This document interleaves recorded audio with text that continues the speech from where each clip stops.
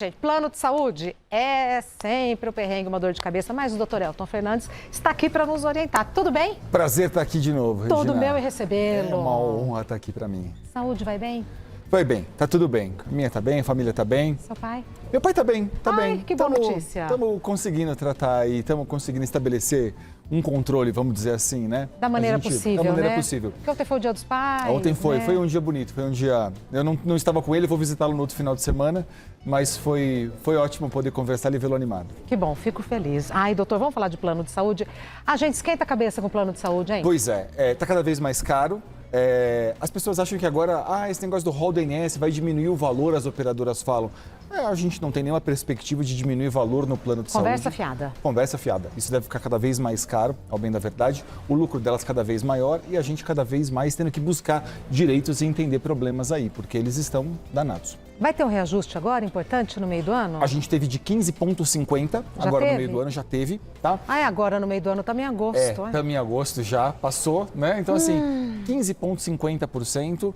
Para o ano que vem, a gente estima algo em torno de 10%, pelo menos. De novo.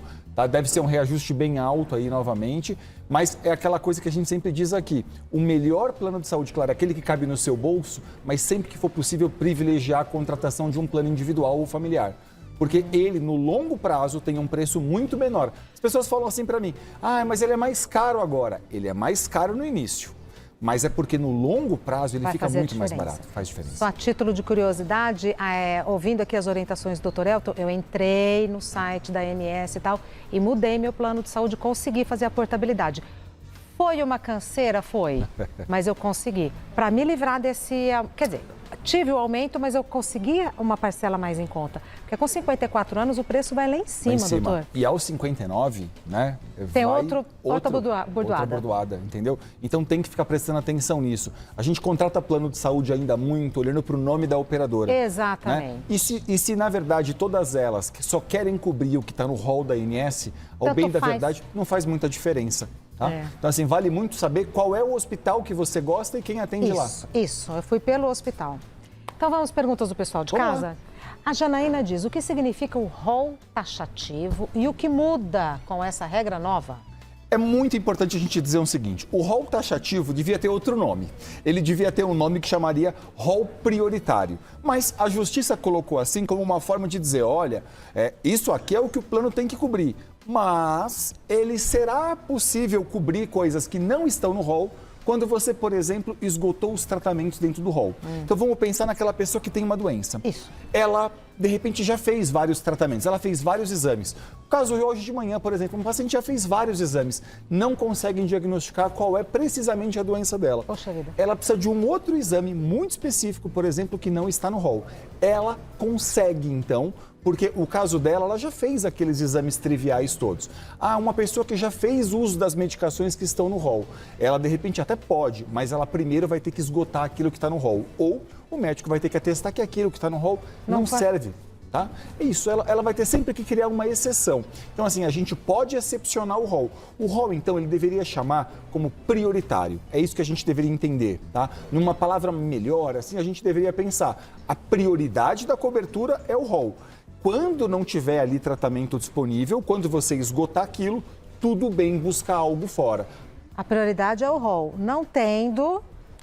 Pode excepcionar. Sai do rol. Sai do rol, não tem problema. Então, não é que é taxativo e a gente nunca mais vai poder excepcionar. Isso. É que tem agora algumas dificuldades. Que, por exemplo, antes, um médico podia falar assim, olha, tem um no rol, mas eu vou te indicar outro tratamento diferente. Porque os dois são iguais, mas eu acho aquele um pouco melhor. Ou acho que vai ser melhor para você, é mais fácil. Agora ele não pode mais. Agora, em tese, ele tem que primeiro esgotar aquilo que está no rol ou justificar que o que está no rol não serve para o seu caso, tá? Mas tem muita coisa que não está no rol e que ainda é possível, porque tem muita ilegalidade na regra da ANS, Regina. Ilegalidade? Ilegalidade, muita. Porque, por exemplo, o que acontece? Toda e qualquer doença tem cobertura obrigatória para o plano de saúde. Todas elas, sem exceção. Mas quando você entra no rol da ANS, algumas poucas doenças estão ali com tratamentos instituídos. Então note, se a sua doença, se você contraiu a doença errada, vamos pensar assim, coitado do paciente, né? Se a sua doença nasceu no lugar errado, pelo rol não tem cobertura. Isso é ilegal. Então assim, não tem tratamento no rol, a justiça também tem dito, opa, se não tem no rol, vai ter que pagar fora do rol. Perfeito. A próxima pergunta, quem mandou foi a Júlia. Existe um limite na quantidade de consultas na nova regra da ANS? Pergunta ótima da Júlia, porque o que aconteceu? Desde que saiu essa regra do rol, foi muita pressão em cima da ANS. A gente começou a acusar, né, os consumidores começaram a acusar cada vez mais a ANS de estar cometendo ilegalidades e privilegiando as operadoras de saúde. O que eles fizeram? Aquilo que a lei sempre disse. A lei dos planos de saúde, que é de 98, sempre falou o seguinte: não pode estabelecer limite de quantidade de consultas. É psicólogo que você precisa? Não pode dizer assim, é só 20 sessões no ano, ou há no máximo 40 sessões por ano, porque ninguém é senhor de sua saúde. Cada um tem um problema específico e às vezes pode demandar mais ou menos. Agora, Júlia, pode ficar tranquila, agora, com essa regra nova que saiu, que foi depois da alteração do rol por pressão dos consumidores, acabou o limite de sessões. Então, assim, não importa qual é o tratamento que você precisa. Psicologia, fonoaudiologia, fisioterapia, não tem problema. Toda a quantidade de consultas que for recomendado, o seu plano vai ter que pagar. E como é que os consumidores podem fazer pressão? Reclamando na ANS, muitas vezes eu sempre digo assim, conhece um deputado, votou nele, tem que acompanhar, tem que cobrar, tem que fiscalizar, mas fazer reclamação na ANS é uma medida que a ANS reporta todo mês, ela solta lá quantas foram as reclamações, quais foram os números de reclamações. Nossa, eu fiz a minha parte. Tá certa. Reclamei. Tá certa. Porque assim também a gente vai pressionando as operadoras a prestar um serviço cada vez melhor. Próxima pergunta. Joel, o que é preciso demonstrar para conseguir um transplante fora do rol da ANS? Um tratamento do Joel, né? Um tratamento. Isso? Um tratamento. Um tratamento, olha que louca. Tratamento fora do rol da ANS. Transplante. Aliás, o exemplo. Isso, bom, e transplante? O exemplo do transplante é um exemplo bom. Sabe por quê? Porque o transplante que está na ANS é o de medula, rim e córnea. Mas, por exemplo, o Brasil faz transplante de fígado há 40 anos, sei lá, e faz com excelência. A gente tem excelentes hospitais no Brasil que fazem transplante de fígado. Transplante de fígado não está coberto pela ANS, por exemplo. Olha só que coisa, mas, segundo essa regra nova, por exemplo, eu não tenho um substituto para transplante de fígado. Exato. Não tenho alternativa para esse paciente. Então, esse paciente pode entrar na exceção da regra. Tá. O rol é taxativo. Mas, se não tem um tratamento substituto para o Joel, por exemplo, ele pode acionar aquilo, ele pode falar, eu vou conseguir. As operadoras, cientes disso, elas já começam de vez em quando, operadoras menores, às vezes, não esses grandes, mas as operadoras de interior a gente tem percebido que elas já começam a fazer uma análise um pouco mais cuidadosa, porque sabem que o paciente vai reclamar, às vezes vai judicializar, então assim, vale a pena mostrar para a operadora, olha, tem evidência científica do que eu estou pedindo, o médico fazer um bom relatório explicando que já fez os tratamentos anteriores, a gente percebe que isso tem ajudado. E a pergunta do Joel, que é tratamento? Tratamento. É assim, vai ter que justificar o porquê que aquilo que está no rol não serve para ele. Ele precisa mostrar... Quem faz isso é o médico. O médico. O médico, por exemplo, vai ter que justificar, olha, esse paciente já fez usa os medicamentos tais, ou no rol não tem um tratamento similar para ele, substituto, que seja tão eficaz ou tão seguro, tá? Então, sempre que não tiver algo tão eficaz ou tão seguro, eu posso sair do rol. Mas a gente vai ter que justificar, ou o tratamento que está fora do rol é mais eficaz ou mais seguro, precisa ter essa conotação hoje. Próxima pergunta. Inês, o meu filho é autista e faz tratamentos. Agora, com essa mudança, o que o plano é obrigado a oferecer? Isso é fantástico, porque assim, essa pressão da sociedade, né, que o filho da Inês, o filho é autista, então essa pressão da sociedade, ela também fez o seguinte, a ANS percebeu que estava pegando muito mal essa história de que estava defendendo os planos de saúde e agora ela instituiu na própria regra que todos os tratamentos para criança com autismo vão ter que ser cobertos por planos de saúde. Então, houve uma mudança agora no começo desse mês de agosto e eles disseram o seguinte, todos os tratamentos, psicologia, fisioterapia, e não importa mais o método de tratamento, porque hoje, Regina, é assim, existem várias formas de você tratar uma criança e às vezes é tão personalizado que o tratamento que serve para uma criança, às vezes não serve para outra. É como um medicamento que você fala assim, isso aqui só vai servir para o caso X, mas não para o Y. Vai individualizando isso. Esses métodos de tratamento todos são científicos. Todos eles têm reconhecimento. E agora, todos os planos vão ser obrigados a pagar. A ANS instituiu na regra. Então, assim, o filho da Regina, por exemplo, não precisa mais entrar com ação, nada disso. Se a operadora não cumprir, ele pode denunciar na ANS e a própria ANS pode multar a operadora. Isso vale só para criança? Não, isso vale para todas as crianças. A gente vai chamar de transtornos globais do desenvolvimento. Dentro de transtornos globais do desenvolvimento, tem algumas síndromes, tem pessoas com algumas deficiências, mas assim, também serve muito para criança com autismo. É que eu acho que ficou muito em evidência Sim. a questão das crianças, Sim. mas para transtornos globais do desenvolvimento, essa regra é válida. Continuando. Estefânia, o médico me indicou um tratamento e o plano de saúde recusou, dizendo que não está no rol da ANS.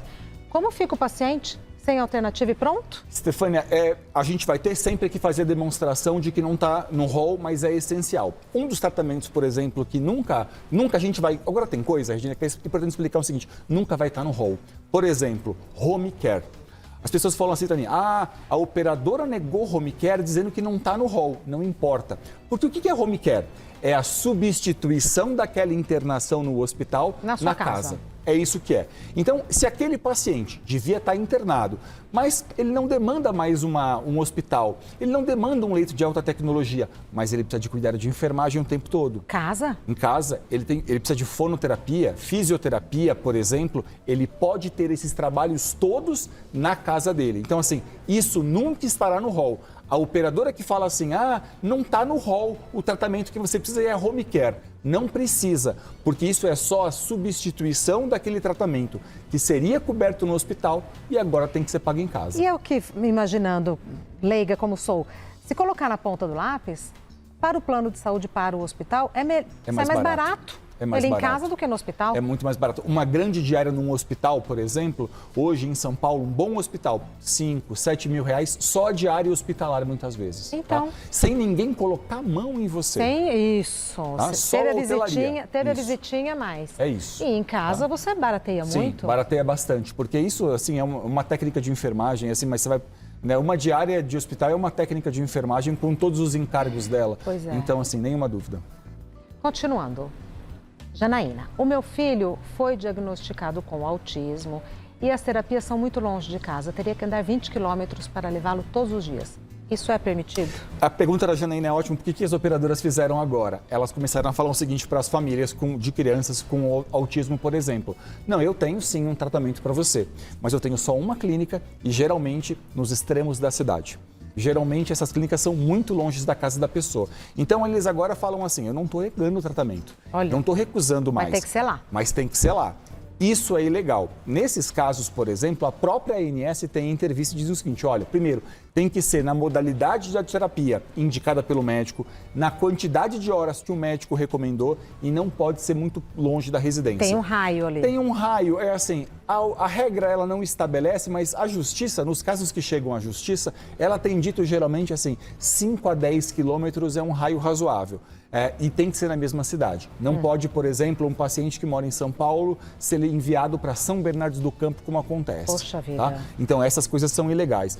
Esses casos, por exemplo, eu sugiro muito fazer reclamação na ANS dizendo que a operadora não está cumprindo a regra, mas mais do que isso, que essa terapia, da forma como está sendo feita, impede a criança de chegar. Até porque tem muita criança que depende de transporte público. Regina, exato. Né? E os pais têm que trabalhar? Sim, sim. Ô, doutor, essa nova regra mexeu também com a vida dos médicos, hein? Mexeu. Eles vão ter que justificar cada vez melhor isso tudo, eles vão ter que fazer laudos cada vez mais bem elaborados, tá? E claro, eles vão ter que justificar até muitas vezes um seguinte, por que ele está te indicando algo fora do rol? Se tem algo ali que é um tratamento que é possível fazer. Então, assim, o médico vai ter que justificar. Quando ele é credenciado da operadora, os juízes que eu tenho visto têm falado o seguinte, olha, se o médico é credenciado da operadora e ele está te indicando algo fora do rol, então eu presumo já que tudo aquilo que está lá não serve para você. Tá? Então, assim, algumas justificativas vão ter que ser cada vez melhores. Próxima. Júlia. Contratei um plano de saúde e logo depois descobri que estava grávida. Tenho chance de ter o parto coberto pelo plano? A pergunta da Júlia é ótima, que nos permite esclarecer uma grande questão. Júlia, é assim, o fato de estar grávida e contratar um plano de saúde não tem problema nenhum. Primeira grande questão, você pode contratar um plano. Se houver uma urgência, emergência, o teu plano de saúde vai ter que pagar o parto. Tá? Regularmente, um parto que a gente chama de parto a termo. O que é parto a termo, né? Os médicos falam que parto a termo é aquele feito a partir da 37ª semana. 37ª semana até as 40, geralmente, parto a termo. Então, assim, ali a carência é de 300 dias. Se o parto for antes da 37ª semana, quer dizer, um parto realizado, por exemplo, na 35ª semana, vamos pensar, esse parto não tem carência de 300 dias. A carência máxima desse parto é de 180 dias, tá?